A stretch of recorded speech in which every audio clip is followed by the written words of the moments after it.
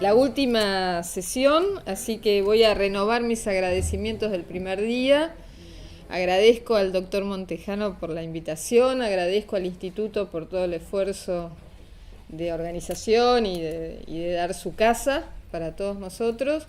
Y les agradezco a todos ustedes que vienen a escuchar hablar de algo tan árido como es economía, en situaciones tan áridas como las que estamos viviendo, o sea que es doblemente árido. Así que muy agradecida. Un pequeñísimo repaso por... A ver, así, tal vez soy yo. ¿Ahora? Ah, perfecto. Bueno, un breve repaso de lo que vimos las 3 veces anteriores, cortísimo, pero por si alguien un día no vino o está medio perdido. El primer punto que traté es tratar de dar un marco ideológico a los tiempos que actualmente estamos viviendo, que hablé del nuevo orden mundial y lo que yo considero que la República Argentina está intervenida por la socialdemocracia y que todos los gobernantes que supuestamente elegimos son todos lo mismo, o sea, tienen las mismas ideas, tienen la misma agenda y es en realidad un partido único, que nosotros podemos votar entre distintos representantes del partido único que tienen todos la misma agenda. Después que dije eso, alguien me comentó que en Alemania Oriental era exactamente así, había elecciones y había 8 partidos, 8, 9 en cada elección, pero bueno, eran todos del partido oficial, así que era irrelevante a quién uno votara. Yo creo que un poco estamos así. Nosotros tenemos 3 problemas grandes, no graves, urgentes, que es la desocupación, la pobreza y la inflación. Yo considero que los 3 son síntomas de que el país anda mal. O sea, sí son problemas. Es como que uno dice, bueno, tengo 39 de fiebre, es un problema. Pero peor es la infección que tengo en el riñón. Bueno, considero que esos son problemas que se solucionan cuando se arreglan los otros problemas. ¿Y cuáles son los 10 problemas que listé? La falta de crecimiento, hace 8 años que la Argentina no crece, con encima estos últimos 3 años de creciendo. El costo del Estado, que tiene un doble problema. Primero, que gastamos el 46% del PBI, cuando toda la Argentina moderna se pudo construir con un 25% del PBI y un poco menos también. O sea que casi duplicamos el costo del Estado a cambio de una ausencia de prestaciones. Eso es importante porque uno para crecer necesita inversiones y necesita invertir el 20% del PBI. El incremento que hay del gasto del Estado es lo que la Argentina no puede invertir. Así que son 2 acciones de la casta política hacia nosotros que están interrelacionadas, o una es consecuencia de la otra. El tercer problema es el del Mercosur, que le dediqué bastante tiempo porque es un problema más de todos los que tenemos, pero me parece que es un problema que nadie le da importancia o consideración, o cree que influye, o pasa ignorado. Y bueno, me parece que hay que empezar a darle entidad.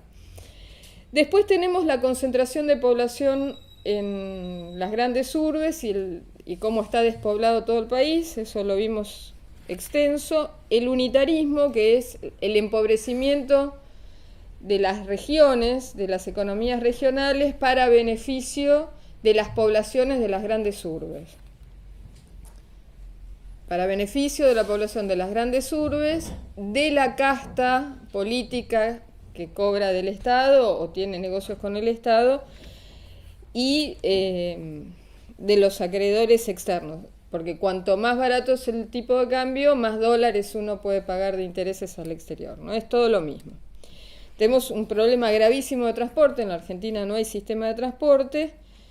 El sindicalismo, y ahí comenté que no es solo nuestro sindicalismo, ¿no? El sindicalismo de Estados Unidos, el de Inglaterra, el de Francia, tienen los mismos problemas que nosotros. los planes sociales como una herramienta de la socialdemocracia para debilitar al sindicalismo y a la población. El sistema bancario, que a mi entender la Argentina no tiene sistema bancario, los bancos son licencias del Estado para recaudar dinero para el Estado, y el gigantesco problema que tenemos de deuda pública, que es un problema de control político y de soberanía. Y por último, que no hay proyecto de país. O sea, la Argentina tuvo un proyecto de país que sobrevivió gobiernos militares, conservadores, radicales, peronistas, y hubo un proyecto de país, obviamente con peleas intestinas donde se mató gente, pero que era un mismo proyecto de país que uno lo puede acotar entre Avellaneda, o si uno quiere, la guerra del Paraguay como regla mnemotécnica más que otra cosa, y la guerra de Malvinas. Ahí uno tuvo todos los regímenes habidos y por haber, pero el país estuvo creciendo siempre en la misma dirección. Eso ahora lo que tenemos es un proyecto socialdemócrata contrario a este proyecto en el cual coincidieron las élites argentinas y el pueblo durante más de 100 años. Ahora no, tenemos un proyecto disociado que lleva un montón de conflictos. El sistema de intervención que tenemos ahora es un sistema que trae sí o sí conflicto. No puede ser que no traiga conflicto en algún momento, porque las élites están cada vez más ricas y el pueblo cada vez más pobre. O sea, una persona, un profesional que tiene sus ingresos, el dinero le rinde más. Un trabajador formal, el dinero le rinde menos. Ni hablar del que se cayó del sistema. Entonces, un sistema donde no todo el mundo progresa en el mismo ritmo, no estoy hablando acá de que no haya diferencias, sino que no haya prosperidad para todos, aunque sean distintas medidas, tarde o temprano va al conflicto, no puede terminar de otra manera. ¿Por qué la casta política no tiene miedo del conflicto? Y yo creo que es porque están muy seguros del soporte externo que tienen. Se sienten muy acompañados por el orden mundial para llevar adelante su agenda. Voy a ver si eso después lo puedo más o menos demostrar. Y después, bueno, estuvimos viendo las soluciones que yo propongo. El crecimiento es básicamente bajar de impuestos y subir el tipo de cambio para fomentar las exportaciones. El país crece si uno exporta o aumenta el consumo interno. Si uno aumenta las dos cosas, cosa absolutamente factible, crece mucho más. El costo del Estado, yo digo, hay que bajarlo a 25. Yo vi, no me dijeron nada, pero vi algunas caras que me dijeron, ¿y cómo hacemos para bajar el gasto? Eso no es posible. Me lo dicen también en las columnas, en los comentarios de la columna todos los domingos. No, ¿cómo vamos a bajar? Es inflexible a la baja. No se puede, ¿no?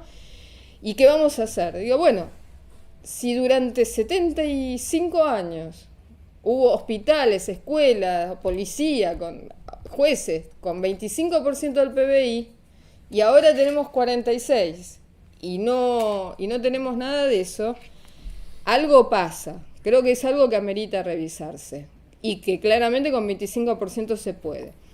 Pero hay otro tema más, y por eso quería darle una vueltita de tuerca para explicarlo, a ver si ahora me creen un poco más. Lo que saltó el gasto público de 25 a 46 fue un tema absolutamente excepcional, que fue el aumento del precio de la soja, donde ese incremento de precio, una pequeña parte terminó en el productor, pero la gran mayoría de ese dinero se lo apropió el Estado. Entonces, los políticos, en vez de decir, bueno, ahora vamos a tener todos los hospitales hermosos, ese dinero se lo apropiaron para sí. No digo que no hayan hecho ninguna obra, pero no hicieron ninguna obra más en dinero o en volumen que lo que se venía haciendo. El problema es que el precio de la soja bajó, no vale más 600, no vale más 550. y quieren seguir gastando igual. Ese sistema no es estable. No es un sistema estable tratar de fijar algo que es eventual. Es como que uno tiene un premio en el trabajo a fin de año, un bonus, y después uno quiere que todos los meses sean igual que ese bonus. No va a pasar. O uno cambia el tren de vida o empieza a endeudarse, que es lo que eligió hacer el actual presidente. Y eso de que no se puede es mentira, porque si uno le decía a alguien en 1960 o 1970 que había que bajar el gasto militar, cualquiera le hubiera dicho que era imposible. Y sin embargo, es un sexto de lo que se gastó tradicionalmente en la Argentina y pudieron. O sea que cuando los políticos sí quieren hacer algo, pueden perfectamente. Así que se puede. No quieren. Bueno, sobre el Mercosur lo hablamos, ver si se puede hacer un mercado libre, o sea, sin aranceles entre nosotros, y si no, mala suerte. Bueno, y después el tema del unitarismo, básicamente bajar impuestos, mejorar los fletes a las provincias y un tipo de cambio alto. El custodio del tipo de cambio alto, según la Constitución Nacional, es el Congreso. El Congreso delegó esas facultades en el Poder Ejecutivo. Por supuesto que ilegalmente, inconstitucionalmente, no pueden hacerlo. Es una falla grave, porque ellos tienen la obligación de proteger el bienestar de la población de las provincias y no lo están haciendo, dejando que haya un tipo de cambio reducido artificialmente.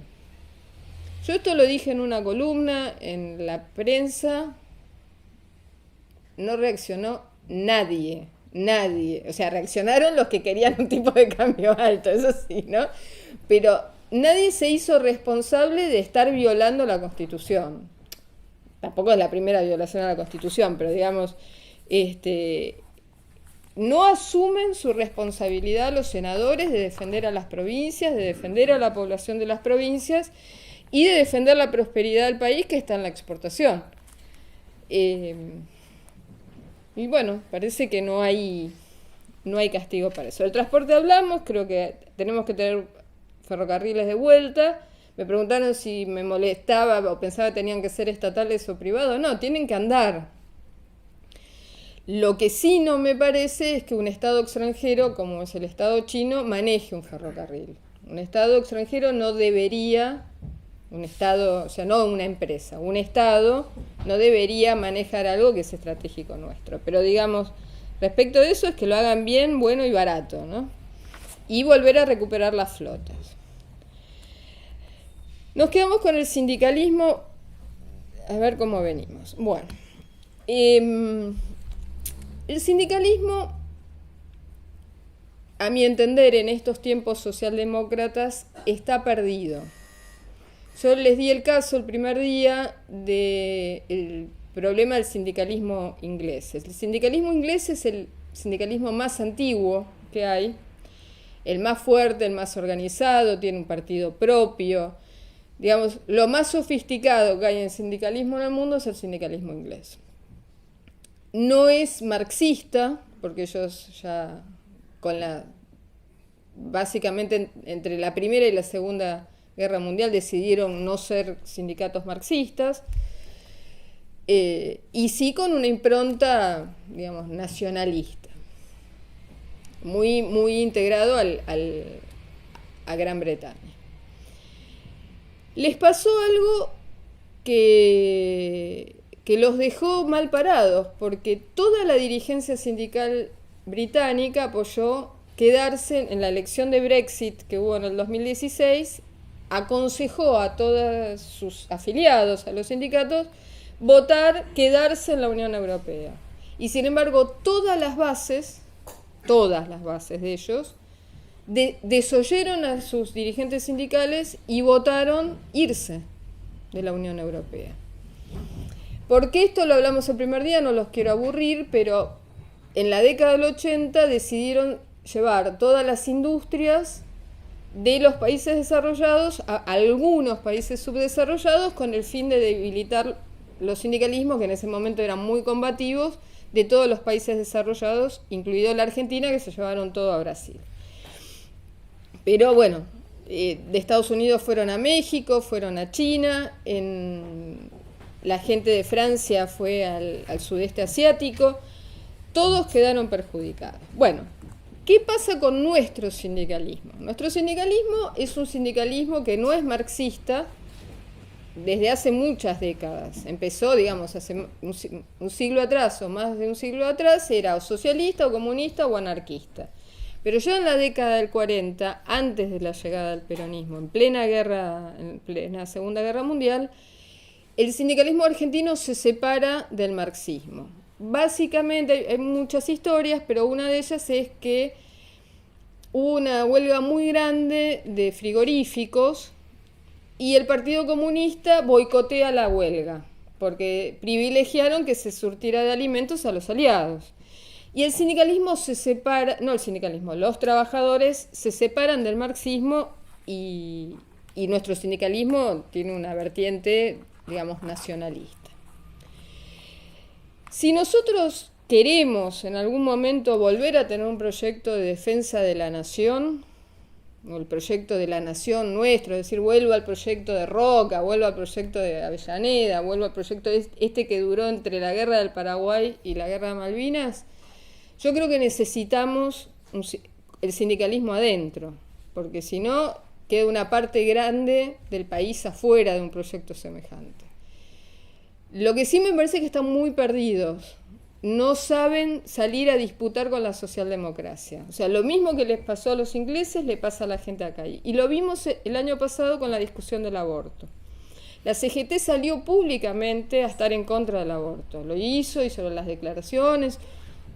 Dijeron, no, nuestra idea es otra, es la idea cristiana, la idea de la vida, lo explicaron muy bien. Pero después Viviani votó a favor, o sea, hubo una diáspora, y yo creo que es porque no saben o tienen un mal diagnóstico respecto de que que el país está ocupado y que estamos intervenidos y que la socialdemocracia es la que viene dinamitando el proyecto que tuvimos durante más de 100 años. Digo yo sin saber nada de los sindicalistas, ¿no? Entonces, es un problema. ¿Qué necesita el país respecto del sindicalismo? Yo creo que lo primero que se necesita es pleno empleo, que con todo lo que dije antes, bajar los impuestos, subir el tipo de cambio, todo eso tiene que ir a un pleno empleo. Y un pleno empleo sube necesariamente el salario, porque empiezan los empresarios a disputar por la mano de obra. Eso le va a sacar una de las cuñas que le mete la socialdemocracia al sindicalismo, que es un montón de gente que trabaja, que no está sindicalizada, que son los planes sociales. Entonces, el pleno empleo disuelve esa parte que fue separada del movimiento obrero y lo fortalece. La alta desocupación, como tenemos ahora, lo debilita. Y yo creo que esa debilidad, que es producto de las políticas actuales, es lo que lo tiene desconcertado. Entonces, bueno, lo que hay que hacer, a mi entender, es hacer todas las políticas para el pleno empleo, acabar con los planes sociales, que es el incentivo para que la gente no trabaje en blanco. Y después, respecto al sindicalismo, tiene que haber una renovación. A mí me parece que una de las formas rápidas es decir, bueno, a los 65 años se jubilaron. Si se jubila un trabajador, se jubila un sindicalista. O sea, no tiene por qué tener el privilegio de seguir teniendo la misma obra social mientras un trabajador lo mandan a PAMI. Entonces, eso, ir provocando algún tipo de renovación que entienda un poquito más qué es lo que está en juego, que no sé si lo tienen en claro. Planes sociales. Yo creo que hay que erradicarlos Y para esto hay que hacer uno no puede dejar un montón de gente sin ingreso de un día para el otro, sería muy cruel. Entonces a mí me parece que en una economía que rápidamente puede empezar a crecer si uno baja todos los impuestos, lo que hablamos, bajar los impuestos y subir el tipo de cambio, es decir, durante 6 meses, aunque usted consiga un trabajo, igual le sigo pagando el plan. Dentro de 6 meses se acaba. Porque hoy hay un incentivo para que la persona no registre el trabajo. Y otra cosa para hacer que todo el personal esté en blanco es sacar todos los impuestos al trabajo. Hoy un empleador paga entre un 30 y un 40% más de lo que le da al obrero en pagos al Estado y a una larga serie de organizaciones. Y eso también va en contra de tener el pleno empleo. Y para tener un pueblo realizado, un pueblo bien, próspero, necesitamos el pleno empleo, porque la gente tiene que trabajar y ganar más o menos dignamente. Entonces, a mí me parece que el plan social, lejos de ayudar, es lo que siempre pensé, es una cuña contra el sindicalismo. No solo acá, porque no es una idea de acá, esto lo importó el Banco Mundial en la década del 90 y en Francia tiene 30, 40 años y con el mismo objeto, ¿no? Fue pacificar el cierre de miles de fábricas en Francia.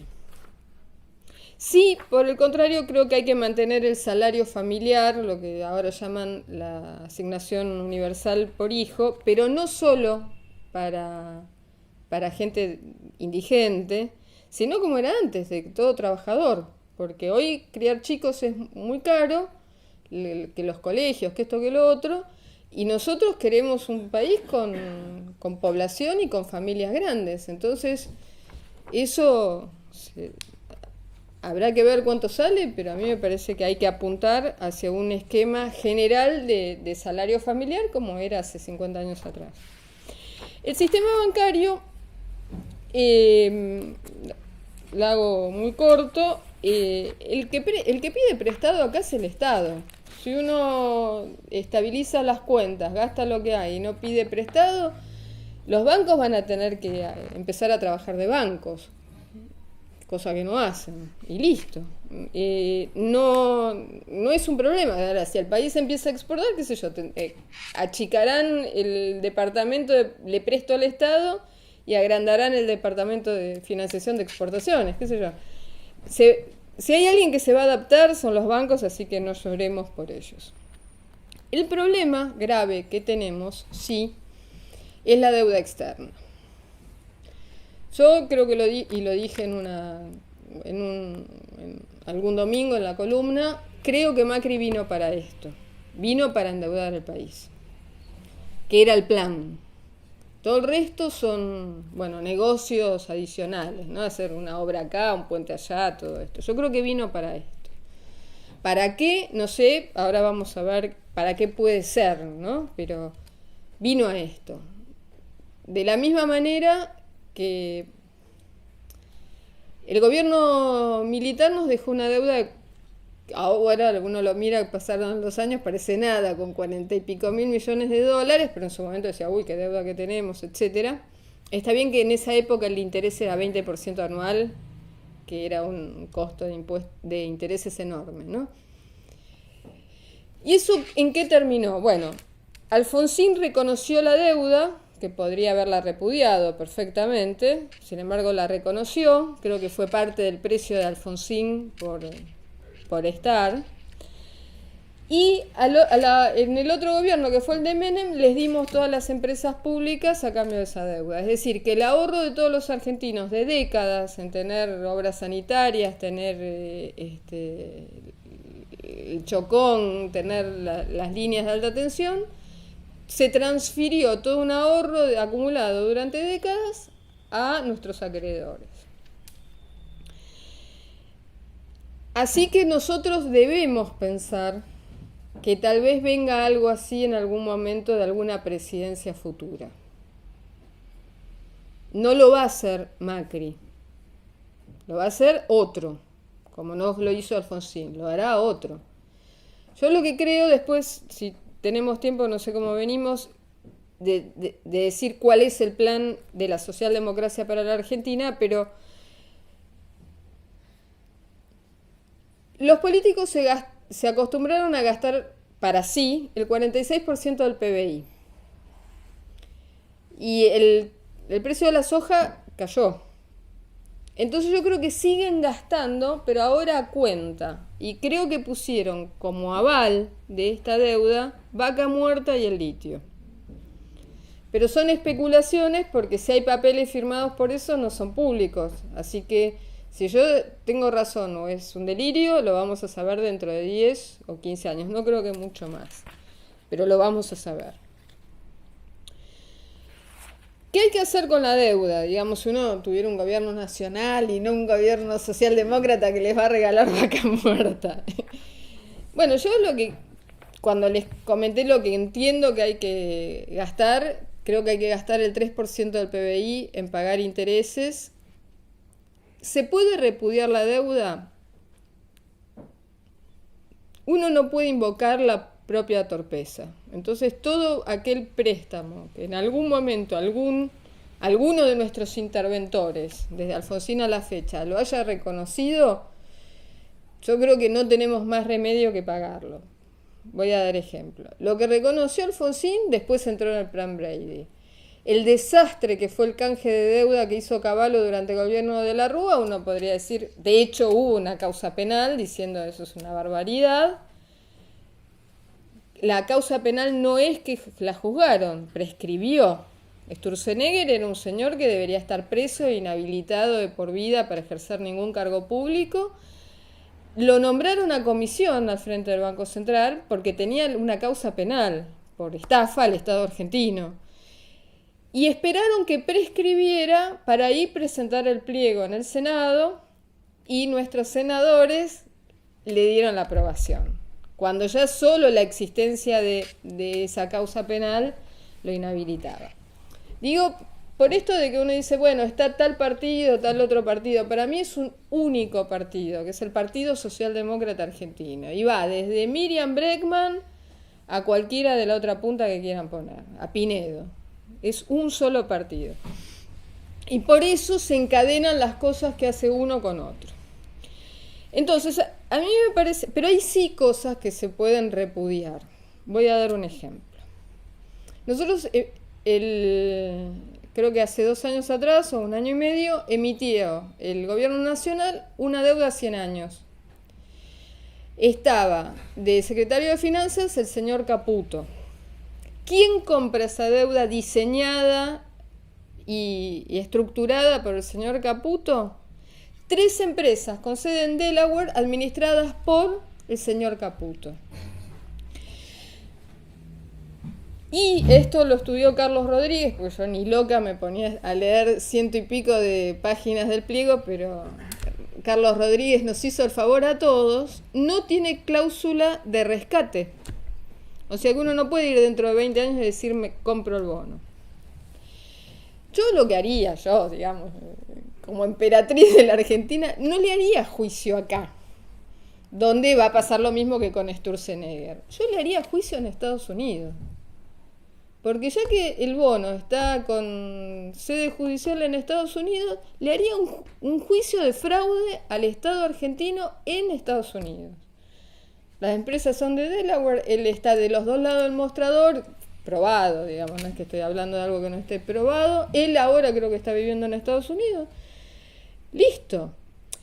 Pero tampoco hacerse una fantasía de lo que uno puede repudiar puede ser significativo, porque en la gigantesca deuda adquirida esto es más simbólico que otra cosa, es más para decir, bueno, el próximo que se crea el más inteligente de la manada le puede pasar esto, pero no es que nos va a cambiar algo los números de los que uno debe. Entonces a mí lo que me parece que hay que hacer es destinarle una buena cantidad a esto, pagar los intereses, como hay que pagar, y tratar de ir recomprando deuda. Porque una deuda mala, como es la nuestra, tiene tasas de descuento muy altas. Entonces, si yo tengo un bono a 10 años, que lo estoy descontando al 10 o al 15%, lo termino pagando la mitad.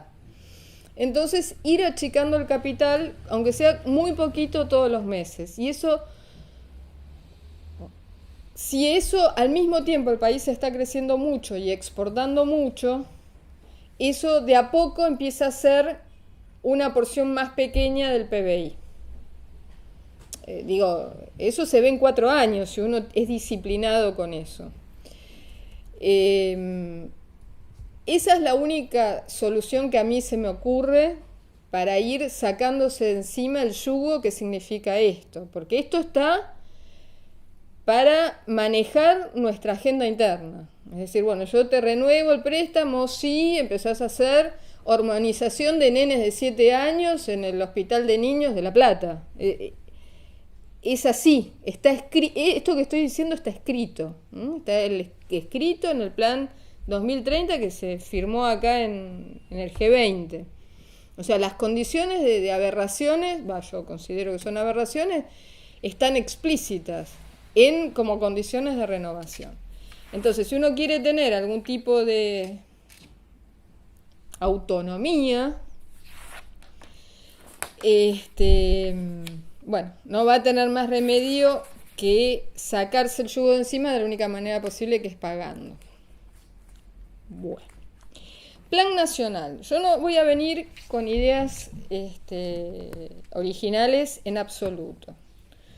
Yo lo que creo es que hay que recuperar el plan nacional que tuvimos hasta que perdimos la guerra de Malvinas.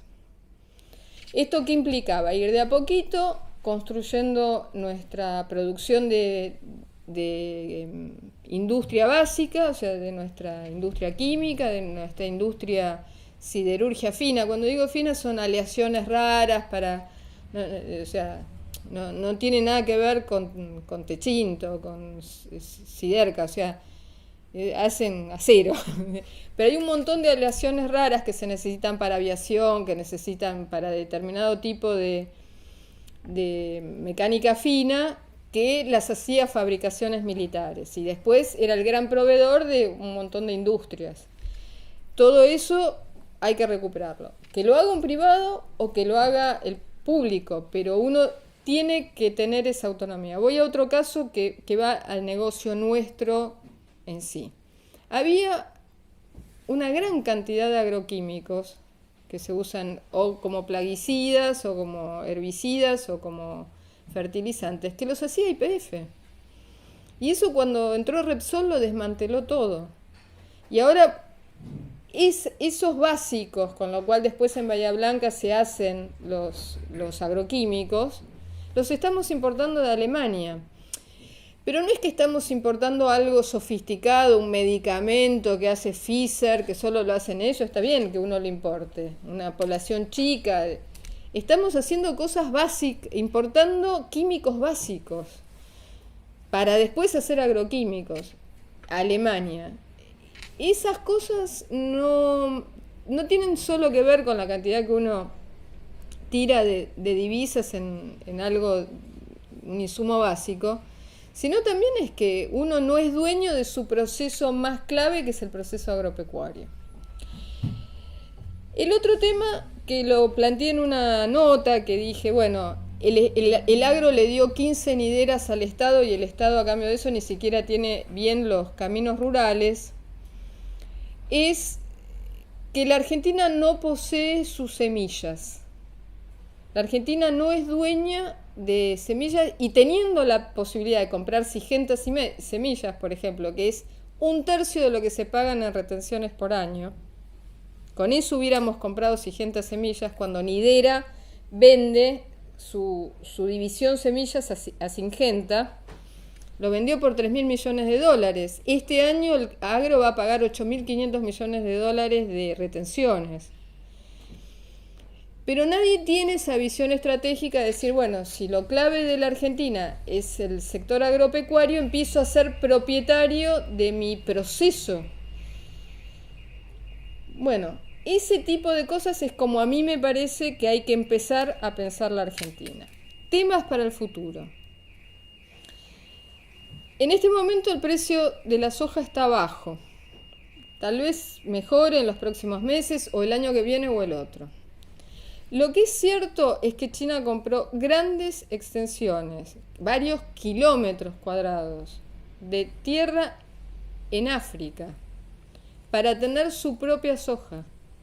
Con lo cual, toda una economía basada en la soja como tenemos nosotros va a durar el tiempo que dure en que China se autoabastezca con sus campos en África. Yo no sé cuánta gente acá de la sociedad rural, de CRA, y ni hablar de la Secretaría de Agricultura, esto lo tiene claro.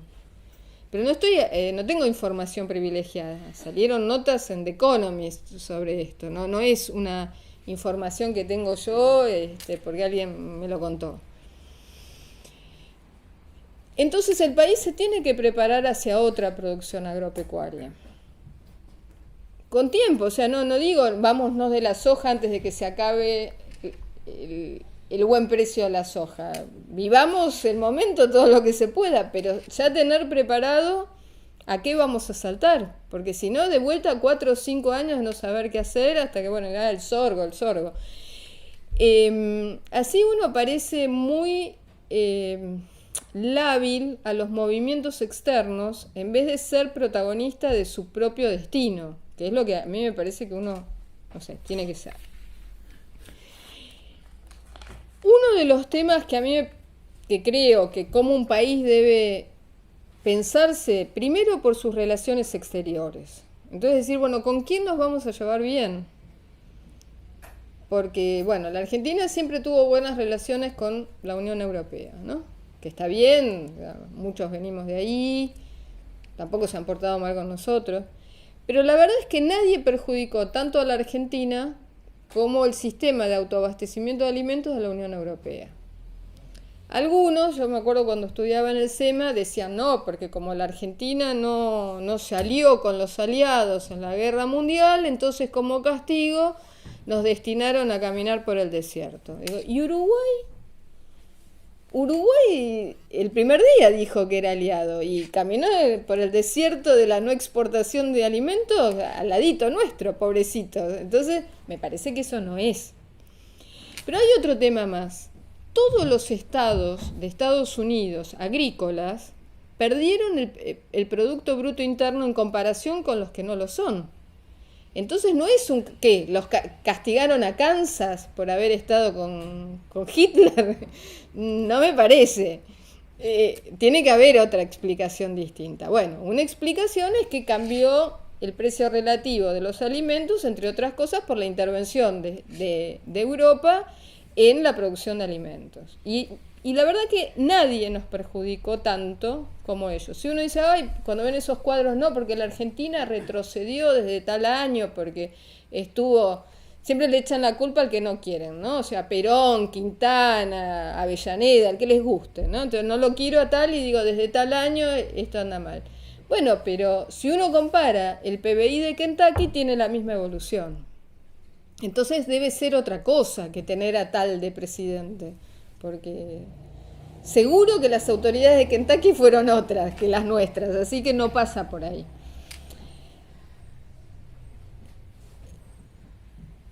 El tema es ver a quién le podemos exportar y cuánto uno puede confiar en la Unión Europea para ser socio comercial nuestro. Y yo creo que bastante poco, a menos que el jueves pase algo milagroso y cambien todas las autoridades de la Unión Europea y podamos hablar con una Unión Europea distinta. Pero por lo pronto, por ahora tienen socialdemocracia por bastante tiempo.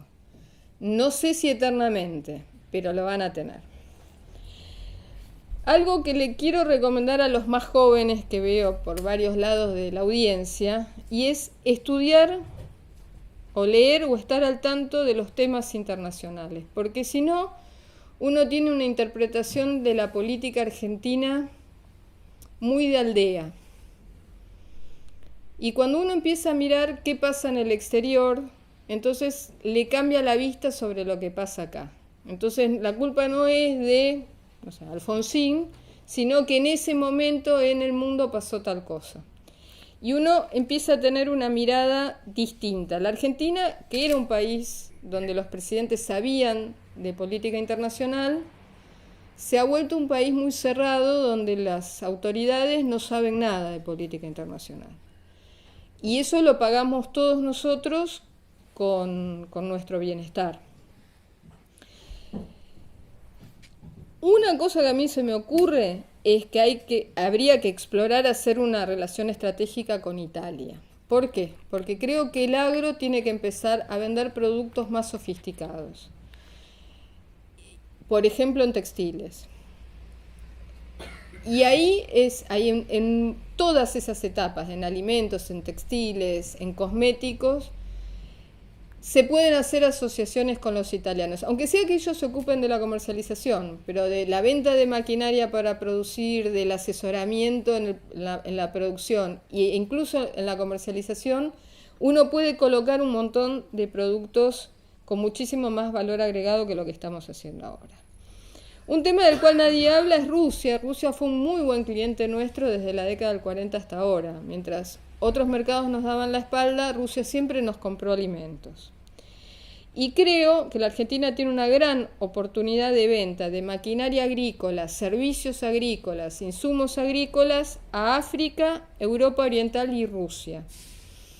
De hecho, es un éxito en las exposiciones rurales. Allá viene gente de África a hacer estudios de ganadería en el INTA acá y compran nuestras cosas, o sea, es posible. Yo me imagino una Argentina que es totalmente posible que sea líder mundial en farmacia veterinaria. ¿Por qué? Porque tenemos grandes profesionales de la investigación de enfermedades infectocontagiosas. El Malbrán existe desde 1816, el Instituto Malbrán, y tenemos grandes ganaderos. Entonces, si uno empieza a combinar esos dos saberes, yo creo que la Argentina tiene todo el potencial para ser el gran líder mundial de farmacia veterinaria.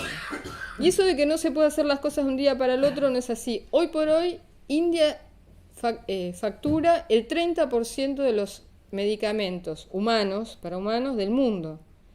Nadie hace 30 años decía que la India podía producir medicamentos. Y hoy es uno de los grandes productores y tienen la expectativa de producir la mitad de los fármacos del mundo para humanos, ¿no? Entonces, pienso que es un tema de poder pensar las cosas de otra manera, pero no algo nuevo, sino volver a nuestras tradiciones. Y sí creo que tenemos que ocupar el mar, y eso, bueno, hay que comprar armas, hay que comprar fragatas, no sé lo que hay que comprar. Pero uno no puede permitir que vengan y se roben el pescado, los peces, no puede. Los que nos roban los peces son los mismos países que se niegan a comprar nuestra carne. O sea que unas proteínas están mal y otras proteínas nuestras están bien. Porque Corea del Sur hace 10.000 volteretas para que no podamos poner la carne argentina en Corea del Sur, por la aftosa, esto, lo otro. China recién ahora, porque bueno, están complicados ellos, y empezó a abrir el mercado. Pero durante 15 años decía que la carne argentina no tenía las condiciones sanitarias como si en China las tuvieran. Y España, que es el principal ladrón de pescado nuestro, seguido después por China y por Rusia y por Corea del Sur, forma parte de la Unión Europea que se niega a comprarnos carne, mientras se comen todo nuestro pescado, los pulpos, etc. Entonces, creo que hay que tener una visión diplomática y decir, bueno, te dejo pescar, pero comprame carne, o sea, negociar de otra manera y no de rodillas como lo estamos haciendo.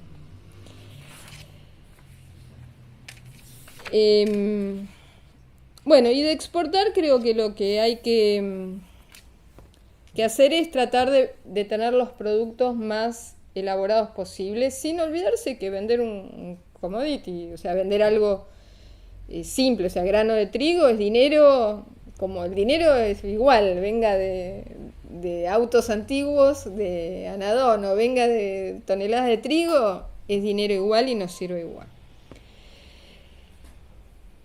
Lo que me quedó, porque son las 8, pero que creo que sería bueno que todos nosotros pensáramos, es cómo. Porque mi idea con esto de decir, bueno, tenemos un montón de problemas, son problemas complicados, es dar la idea de que hay soluciones. A los problemas prácticos hay soluciones prácticas. Bueno, hay desocupación, la desocupación se puede arreglar. Hay pobreza, la pobreza se puede arreglar. Estamos hacinados en esta ciudad, se puede arreglar. No podemos exportar tolvas a Ucrania. Se puede arreglar. Con voluntad y decisión todo eso se puede arreglar. No era mi idea, que alguien me preguntó y dice, bueno, pero qué depresivo, todos los problemas que hay. No, todos estos problemas son problemas prácticos con soluciones prácticas. El único problema que realmente tenemos es que no estamos nosotros en el gobierno. Y cuando digo nosotros no digo los que estamos acá, sino todos los que quieren un país autónomo. Un país como dice la Declaración de la Independencia de 1816, ¿no? Que nos independizamos de la corona española y de cualquier otra potencia. Yo creo que esa última parte del mandato ha sido abandonado. Y no es la gente que medra, que se beneficia de esa situación la que nos lo va a arreglar, porque su negocio es justamente venderse para hacer lo que están haciendo. Entonces, lo que uno tiene que pensar es cómo agruparse para hacer lo que dijo la expresidenta Fernández, armen un partido y ganen las elecciones, ¿no? Que es, creo que el mejor consejo que ha dado en su vida.